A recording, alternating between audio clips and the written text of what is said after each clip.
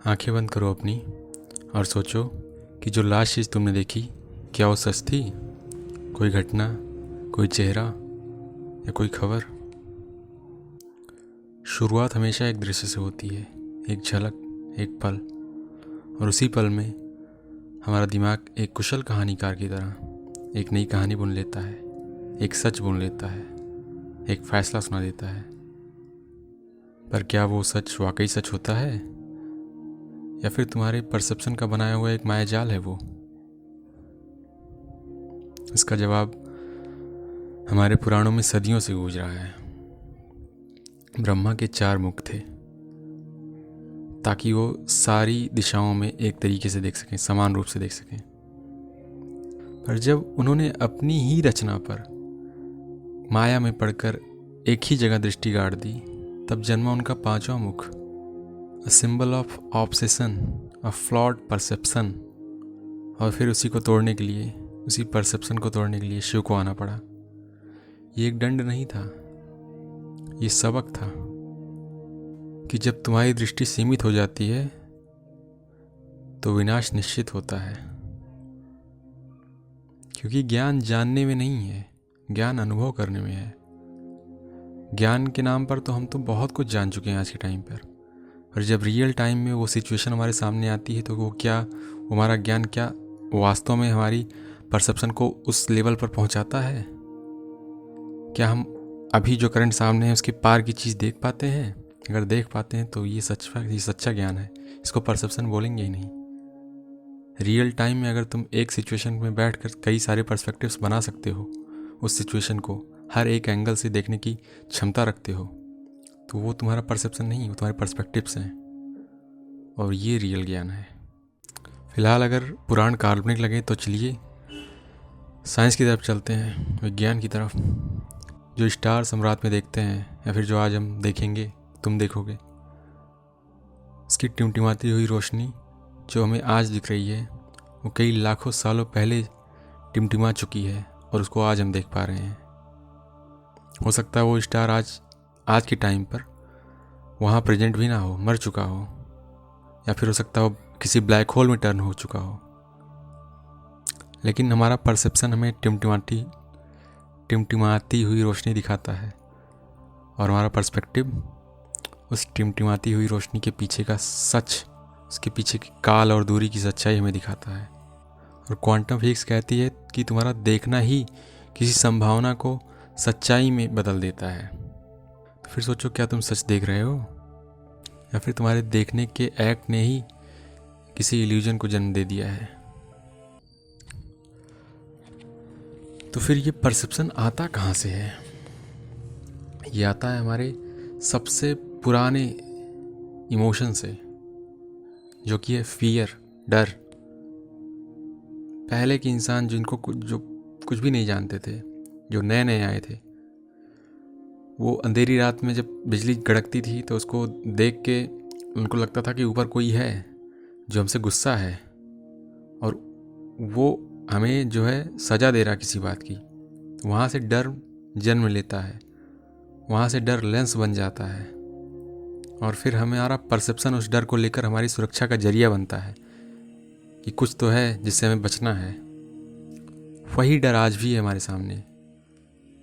हर छोटी से बड़ी चीज़ को लेकर जब हम कुछ फील करते हैं, कुछ अनुमान लगाते हैं कि अब ये होगा, कि कितना बुरा हो सकता है। एक छोटा बच्चा अपना होमवर्क नहीं करके जाता है तो वो डर उसको डराता है, उसको एंग्जाइटी देता है कि आज तो मैं मारा जाऊंगा, या फिर आज मुझे सज़ा मिलेगी, पनिशमेंट मिलेगी। ये हमारे हर एक एक्ट से जुड़ा हुआ है, ये इतना अंदर है हमारे। इसको बड़े लेवल देखें तो अलग अलग विचार रखने वालों को हम बहुत ही गलत नज़र से देखने लगते हैं कि हमारे थॉट्स नहीं सेम हो रहे हैं तो हम साथ में बैठ नहीं सकते हैं। हम साथ में, हमारा बैठना एक लड़ाई में तब्दील हो सकता है। ये सब हमारे सर्वाइवल इंस्टिंक्ट्स हैं जो हमको मिले हैं नेचर के द्वारा, या फिर हमने इवॉल्व किए होंगे, पता नहीं। और डर में सिर्फ परसेप्शन होता है, बहुत तेज होता है परसेप्शन, पर्सपेक्टिव मिट चुका होता है। और उस डर में जो पर्सपेक्टिव निकाल के लेकर आए बाहर, वही महान है। साइंस इसे कॉग्निटिव बायस कहता है कि हम वही देखते हैं जो हम पहले से मानते हैं। अगर तुमने मान लिया है कि शहर बुरा है तो तुम्हें उस शहर में सिर्फ कचरा ही कचरा दिखेगा। लेकिन अगर उसी शहर में किसी ने इश्क किया है तो उससे उस शहर के बारे में पूछो। उसकी गलियां उस शहर की गलियां उसके लिए जन्नत के बराबर होंगी। हमारा दिमाग 2 हिस्सों में बटा हुआ है, मतलब बटा तो बहुत सारे हिस्सों में है, लेकिन मैं जिस बारे में बात कर रहा हूँ उसमें से 2 ही मायने रखते हैं। एमिगडाला, एक प्रीफ्रंटल कॉर्टेक्स। प्रीफ्रंटल कॉर्टेक्स वो रीजन करता है, तर्क करता है, और एमिगडाला वो बस महसूस करवाता है तुम्हें। जो महसूस होता है वही रियल है उसके लिए। परसेप्शन एमिगडाला का जज्बाती बेटा है और पर्सपेक्टिव प्रीफ्रंटल कॉर्टेक्स का डीप वर्क है, इसकी रिसर्च है। पर्सपेक्टिव समय मांगता है। लेकिन हम जहाँ रहते हैं, जिस समाज के बीच में रहते हैं, वो समाज सिर्फ परसेप्शन की दीवारों से बना हुआ है। इसने नारी को देखा तो मर्यादा का परसेप्शन बनाया, इंसान को देखा तो जाति का परसेप्शन बनाया, और इन दीवारों को तोड़ने के लिए सिर्फ नज़र की नहीं, हिम्मत और ताकत की भी ज़रूरत होती है। गैलीलियो याद है, उसने सबको बताया कि धरती सूर्य के चक्कर लगाती है, लेकिन उन दिनों शायद ये थ्योरी चलती थी कि धरती सेंटर है, बाकी सब धरती के चक्कर लगाते हैं। और इस बात के लिए उसको उम्र कैद की सज़ा हो गई थी, शायद कि मार ही दिए थे, पता नहीं, कंफर्म नहीं हूँ इसमें, लेकिन कुछ ना कुछ तो उसको पनिशमेंट दी गई थी इन्हीं चीज़ों के लिए। यह एक गहरा राज है कि पर्सपेक्टिव का जनक होना ही काफ़ी नहीं है। अगर तुम्हें परसेप्शन से लड़ना है तो तुम्हारे अंदर एक योद्धा का जिगरा भी होना चाहिए, उसका सोल, उसकी आत्मा भी होनी चाहिए। दृष्टि के साथ उसे बचाने की शक्ति भी होनी चाहिए, वरना तुम्हारा ये समाज तुम्हारे सच को इतिहास के किसी कोने में दफन कर देगा। और अंत में ये युद्ध बाहर नहीं, ये कुरुक्षेत्र तुम्हारे भीतर है।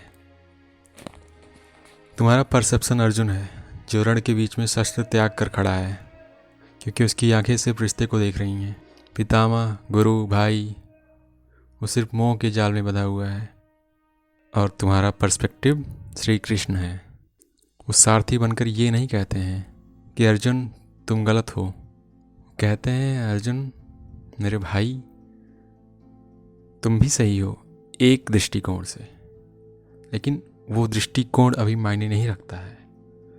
तुम उस दृष्टिकोण के पार जाके देखो, थोड़ा जूम आउट करो, उसके पार भी कुछ है देखने को। और वहाँ देखोगे तो बड़ी चीज़ वो है, ये छोटी चीज़ पड़ जाएगी। इस मायाजाल को उठाओगे तभी आगे देख पाओगे। ये मायाजाल तुम्हारा परसेप्शन है, वो आगे की चीज़ एक और परसेप्शन है। ये दोनों जब मिलते हैं, ऐसे कई परसेप्शंस, ऊपर चढ़ जाओ अपने, मतलब ये तुम्हारा शरीर है, इसके ऊपर ऐसे उड़ जाओ अगर तुम उड़ सकते हो तो। इमेजिन करो 360 डिग्री के एंगल्स बनते हैं। हर डिग्री में हर तरफ से देखोगे तो तुम्हें कुछ ना कुछ दिखेगा जो एक एंगल से देखने पर नहीं दिखेगा। तो 360 पर्सपेक्टिव्स हो सकते हैं। एक परसेप्शन को पकड़ के मत रखो। जो जरूरी लगे, जिस एंगल से देखना जरूरी हो, उस एंगल पे जाके देखो।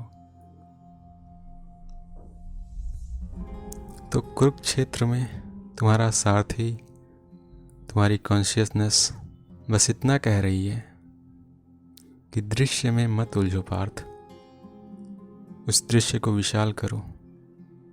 रिश्तों से नहीं, जिम्मेदारियों से जुड़ो। अपने छोटे से मन के आगे अपने अस्तित्व के सच्चे कारण को पहचानो। बस इतना करना है। और ये लाइफ के हर पार्ट में, हर रेल्म में तुम्हें काम आएगा। तुम्हारी लाइफ में हो सकता है ऐसा मोमेंट आए कि जहाँ बहुत ही मेजर चीज़ जिससे तुम इमोशनली जुड़े हुए हो, जिसके आगे कुछ कभी था ही नहीं, तुम्हें ऐसी चीज़ों का सामना करना पड़े, ऐसी चीज़ों के अगेंस्ट, और तुम्हें लगेगा कि इसके आगे तो कुछ है ही नहीं, सब अंधेरा है, मैं इससे कैसे लड़ सकता हूँ। वहाँ ये काम आएगा। इसके सहारे तुम वहाँ से भी निकल सकते हो। यही है ज्ञान, ये तुम्हारे अंदर ही है, इसको कोई बाहर से नहीं निकाल सकता है। तुम चाहोगे तो ये हमेशा तुम्हारे पास रहेगा, तुम चाहोगे तो इसको दबा के रखोगे।